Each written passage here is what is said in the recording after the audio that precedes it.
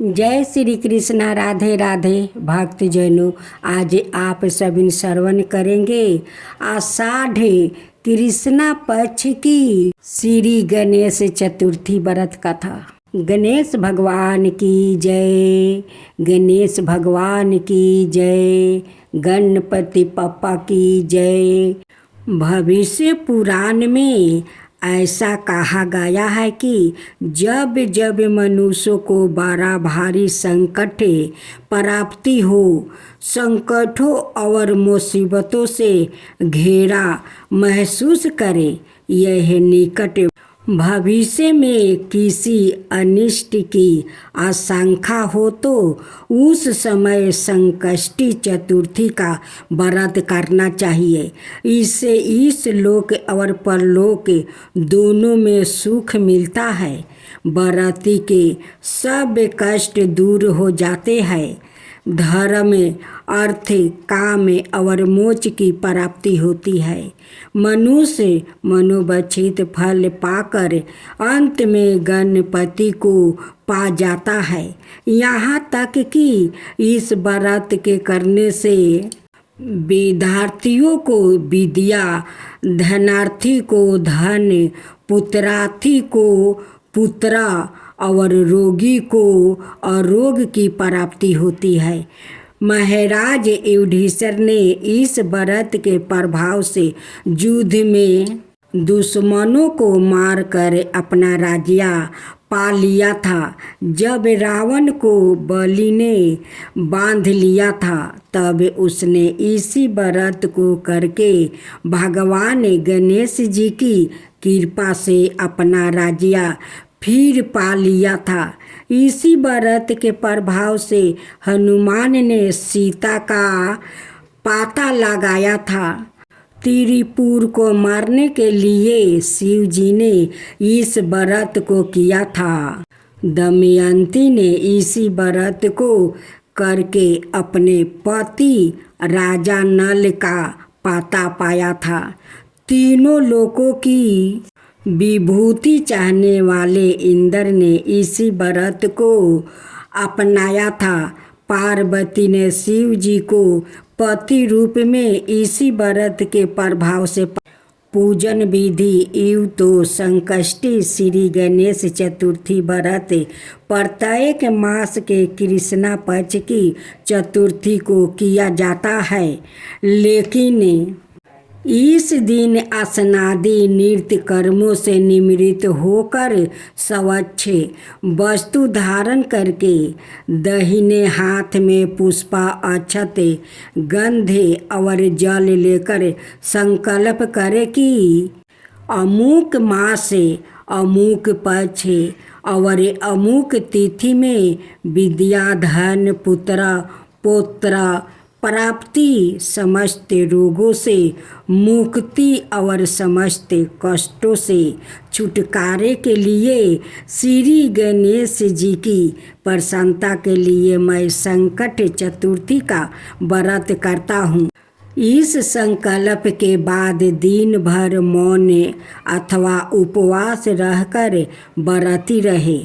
फिर समर्थ अनुसार गणेश जी की मूर्ति को कोरे कलश में जल भरकर मुंह बंद करके स्थापित करे। गजानंद भगवान का चिंतन करते हुए उनका आवाहन करे।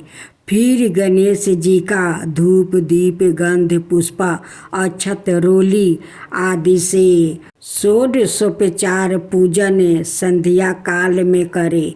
पूजा के अंत में 21 लड्डुओं का भोग लगाए।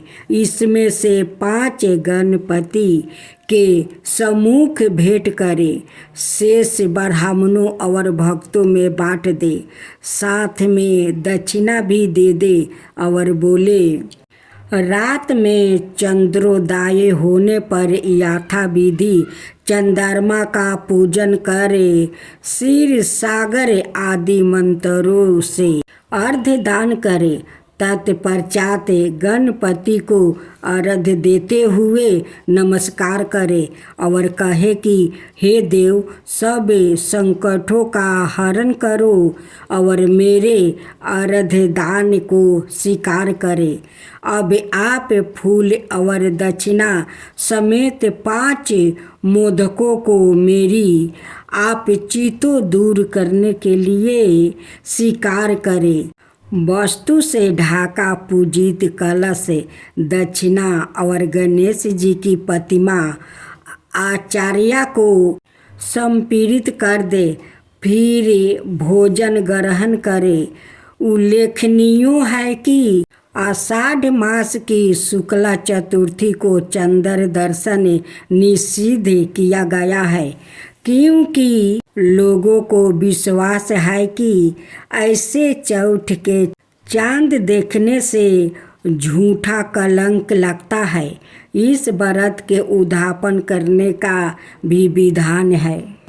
भगवान श्री कृष्ण से जब अर्जुन ने अपना खोया हुआ राजपाट पुनः प्राप्ति करने का उपाय पूछा तो उन्होंने संकट चतुर्थी व्रत रखने की सलाह दी और कहा कि इस व्रत की बड़ी अमित महिमा है। इसके प्रभाव से राजा नल ने अपना खोया हुआ राज प्राप्ति कर लिया था। तुम्हें भी इस व्रत के करने से अपना राज्य फिर से मिल जाएगा। सतयुग में नल नाम का एक राजा था, जिसकी दमयंती नाम का रूपवती पत्नी थी। जब राजा नल पर विकट समय आया तो उसके घर को आग ने जलाकर राख कर दिया। चारों ओर उसके घोर हाथी खा जाने का धन चोरा कर ले गया। बाचा धन राजा जुए में हार गया, मंत्रीगण धोखा दे गया। अंत में उसे अपनी पत्नी के साथ वन में भटकना पड़ा, जहाँ उसे भारी कष्ट सहने पड़े। कलयुग के प्रकोप से उसे अपनी सती साध्वी पत्नी से भी अलग होना पड़ा।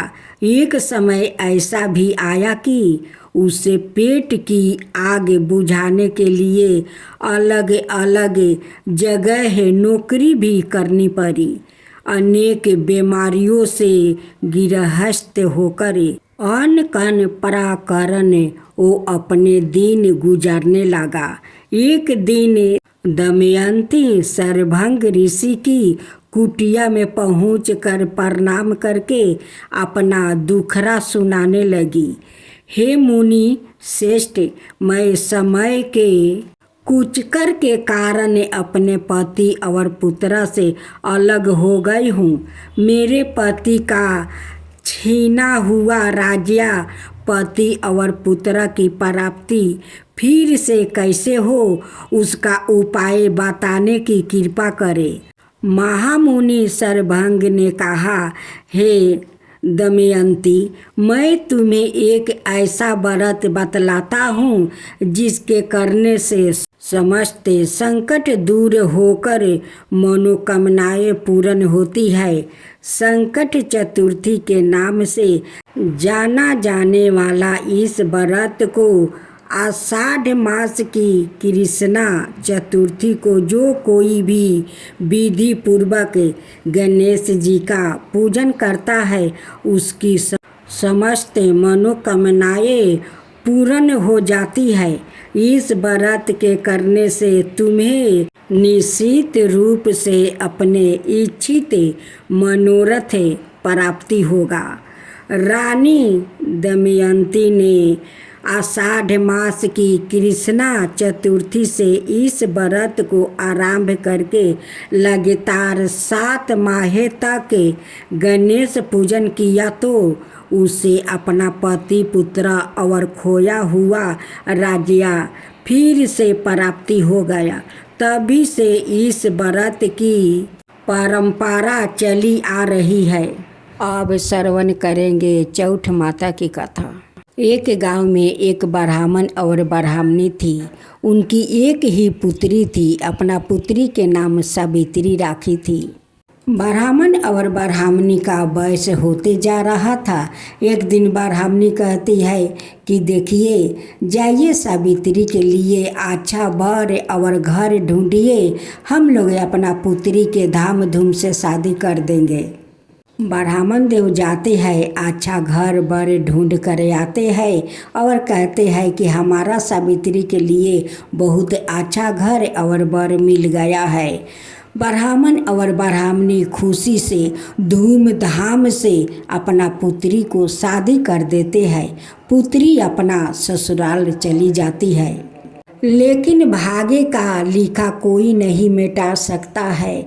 जाकर अपना ससुराल में अपना पति और सास ससुर के साथ खुशी खुशी से रहने लगी। देखते देखते सावित्री का शादी का 5 महीना हो चुका था।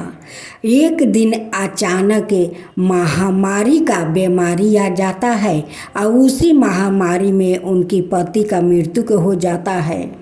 सास गाली देने लगती है कि यारे कुलच्छनी, अभी तो साल भर नहीं हुआ शादी को, अब मेरा बेटा को तू खा गई। तू तो डाइन है रे, तू डाइन है, तू मेरा बेटा को खा गई। अब तो उनकी सास उन पर जुल्म में ढाने लगी। सारे गांव वाला इकट्ठा हो जाते हैं उनकी बेटा को शमशान ले जाने के लिए। लेकिन सावित्री अपना पति को ले जाने नहीं देती है। नहीं, मैं अपना पति को ले जाने नहीं दूंगी। वो तो कसम खाया था 7 फेरे के समय कि वो मेरा साथ निभाएगा, वो मुझे छोड़कर कहीं कभी नहीं जाएगा। मेरा पति को मृत्यु नहीं हुआ है, ये महामारी के कारण बेहोश हो गया है, मैं ये नहीं ले जाने दूंगी। अब तो सारे गांव वाला गुस्सा हो गया कि इस कुलच्छनी बहू को घर से निकालो। वो मृत्यु के पति को लेकर यहाँ पर रहेगी तो इनकी गंदगी के कारण सारा गांव में फिर से महामारी फैल जाएगा, सब लोग का बीमारी होने लगेगा, इन्हें निकालो। उस सावित्री पर सभी लोग जुल्म पर जुल्म किए जा रहे थे। सावित्री सभी को हाथ जोड़कर कहती है कि मेरे पति को मत ले जाओ, मैं इसी के साथ रहूँगी। मेरा पति का मृत्यु नहीं हुआ है, ये बेहोश हो गया है। उसी गांव में एक राजा था। जो राजा का वो महल में खबर जाता है कि इस गांव में एक लड़की पर सारे गांव वाले बहुत जुल्म कर रहे हैं। महामारी के कारण उनकी पति का मृत्यु हो गया है, उसी के कारण उन लोग उन पर जुल्म कर रहे हैं। लेकिन उस स्त्री तो अपना पति को शमशान नहीं ले जाने देती है। इस बात को सुनकर राजा कहते हैं कि उस बेचारी लड़की पर तो संकट आ पड़ा है, चलो हम लोग उनके पास चलते हैं। राजा अपना बहुत सारे दास दासी के साथ आते हैं और देखते हैं कि यहाँ पर तो सारे गांव वाले इस लड़की पर जुल्म बहुत कर रहे हैं। सभी गांव वाले कहने लगे कि राजा साहब आए हैं तो अब आप ही विचार कीजिए, इस मृत्यु लाश के वो ले जाने नहीं दे रही है। कहती है कि मेरे पति को मृत्यु नहीं हुआ है, ये बेहोश है।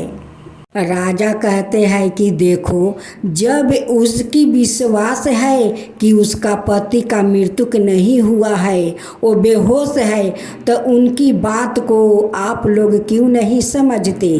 तब गांव वाले फिर से राजा पर क्रोध हो जाते हैं। गांव वालों कहते हैं कि राजा साहेब, हम लोग इस मृत्यु लाश को यहाँ पर नहीं रखने देंगे। अगर आप चाहते हैं तो आप अपना महल में ले जाइए। राजा कहते हैं कि ठीक है, जब आप लोग का यही विचार है तो ठीक है। राजा अपना दास दासी से कहते हैं कि देखो, उस गाड़ी में ये दोनों को उठा लो और ले चलो नदी के किनारे। वहीं पर राजा एक झोपड़ी बनवा देते हैं और सावित्री और उनकी मरे हुए पति को उसी झोपड़ी में रखवा देते हैं और देखभाल करने के लिए एक दास और दासी को वहीं पर रख देते हैं और कहते हैं कि देखो दास दासी, इस लड़की का कोई दुख नहीं होना चाहिए, ऐसे ही तो उन पर संकट आ पड़ा है। दासी रोज भोजन बना कर ले जाती है, लेकिन सावित्री वो भोजन ग्रहण नहीं करती है। कहती है कि नहीं, जब तक मेरे पति को जीवन आपस नहीं आ जाता तब तक मैं भोजन नहीं करूंगी। देखते देखते 3 दिन बीत गया। बिना अन्न जल के सावित्री वो रह रही है। भागे बस उस दिन करवा चौथ का व्रत था। उस दिन करवा चौथ माता वो थाल में सजाए हुए उनकी पास आती है और कहती है कि देखो सावित्री, इस थाल में जो जो मैं लाया हूँ वो तुम्हें पहनना पड़ेगा। सावित्री कहती है कि माता, आप कैसे कह रही है, मैं कैसे पहनूं? इस मृतक पति को लेकर मैं परी हूँ और आपको श्रृंगार देखता है। आप कहती है कि इस श्रृंगार को पहनूं, मैं कैसे पहनूं? ये तो भाग्य का खेल है, करवा चौथ माता का चमत्कार है। करवा चौथ माता कहती है कि नहीं सावित्री, इस चुनरी को तुझे पहनने होगा और करवा चौथ व्रत करना होगा। आज करवा चौथ व्रत है, आज तुझे करना ही पड़ेगा। सावित्री कहती है कि माता, आज करवा चौथ का व्रत है तो मैं करूँगी, लेकिन कैसे करूँगी? मैं तो उन्हें विधि विधान नहीं जानती कि कैसे करवा चौथ का व्रत किया जाता है।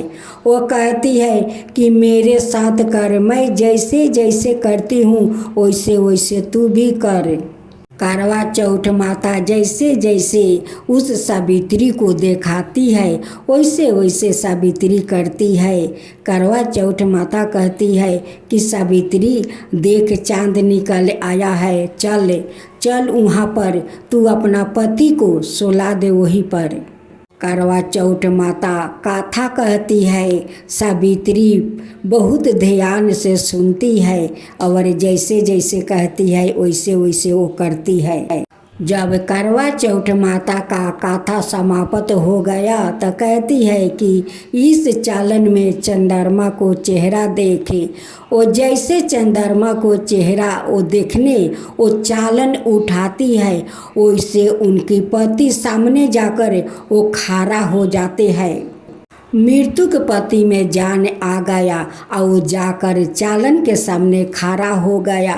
सावित्री देखकर बहुत आश्चर्य में पड़ गई कि मेरे पति को तो मृत्यु हो गया था, आई अचानक करवा चौथ का व्रत करते समय मेरा पति कैसे जीवित हो गया।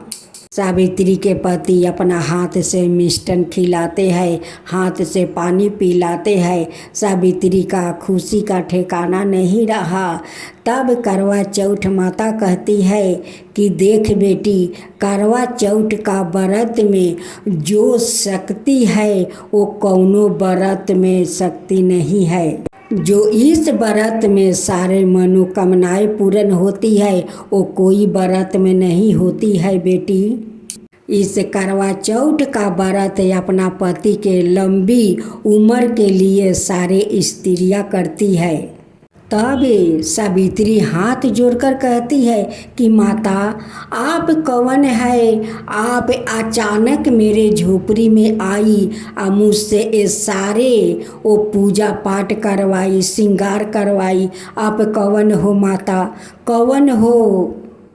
तब चौथ माता अपना रूप में आती है, कहती है कि बेटी, मैं तो करवा चौथ माता हूँ और मुझे सारे स्त्रियाँ इसी करवा चौथ माता के नाम से व्रत करती है और मैं सारे सुहागिनों को पति को लंबी उम्र देती हूँ। सावित्री माता का प्रणाम करती है, कहती है कि माँ आप तो धन है, माँ धन है, आप आकर खुद ही मुझसे पूजा करवाई, मेरे पति को रक्षा की, मेरे पति को जीवित की। माता आप धन है, माता आप धन है। आपका ये व्रत को मैं कभी नहीं छोड़ूंगी। मैं जब तक जीवित रहूंगी तब तक अपना पति का लंबी आयु के लिए आपका व्रत करूंगी। हे माता व्रत करूंगी। उनके साथ साथ वो दोनों दास दासी के भी करवा चौथ माता को दर्शन हो गया। एक चमत्कार को देखकर दास राजा के पास चहुप जाता है और कहते हैं कि राजा, हे राजा साहेब, आज तो चमत्कार हो गया, चमत्कार हो गया। करवा चौथ माता खुद सावित्री से वो करवा चौथ के व्रत करवाई, उनसे श्रृंगार करवाई। आज उनकी पति जीवित हो गया। राजा साहेब उनकी पति जीवित हो गए। अब ये बात सुनकर राजा का खुशी का ठिकाना नहीं है। वो आते हैं और सावित्री को वो आशीर्वाद देते हैं। तू तो सती सावित्री है रे बेटी, तेरा विश्वास अटल था कि तेरा पति का मृत्यु नहीं हुआ है, वो बेहोश हुआ है। तेरा विश्वास तेरा पति को जीवन लौटा लाया है, तेरा विश्वास लौटा लाया है रे बेटी। तू सावित्री है, सचमुच सावित्री है। राजा के आने से पहले करवा चौथ माता अंतर्ध्यान हो गई। दासी भी अपना महल जाकर अपना पति के लिए वो करवा चौथ को व्रत करने लगी। राजा भी सारे गांव में ढिढोरा पिटवा दिया कि सभी स्त्रियां अपना पति के लिए लंबी आयु के लिए वो करवा चौथ का व्रत करे और श्रद्धा भक्ति से करे। जब सावित्री के सास ससुर का पता चला कि मेरा बेटा जीवित हो गया है, मेरा बहू करवा चौथ माता का व्रत की और करवा चौथ माता हमारा बेटा को जीवन वापस कर दी, वो लोग दौड़े दौड़े गांव वाले के संग आते हैं और अपना बहू और बेटा को स्वागत के साथ अपना महल में ले जाती है और सासू माँ अपना बहू को गले में लगा लेती है, कहती है कि बहू तू तो सती है रे, तू तो सावित्री है, अपना पति को जमराज के हाथ से छोड़ा कर ले आई है, तू तो सती सावित्री है, मुझे माफ़ कर दे, मुझे माफ़ कर दे, मैं तुझ पर बहुत जुल्म किया, बहुत जुल्म किया, मुझे माफ़ कर दे। सावित्री अपना सास ससुर को माफ़ कर देती है और सारे गांव वालों मिल कर करवा चौथ माता का व्रत करने लगा श्रद्धा भक्ति से। तब बोलो करवा चौथ माता की जय, करवा चौथ माता की जय, गणेश भगवान की जय। जय गणेश जय।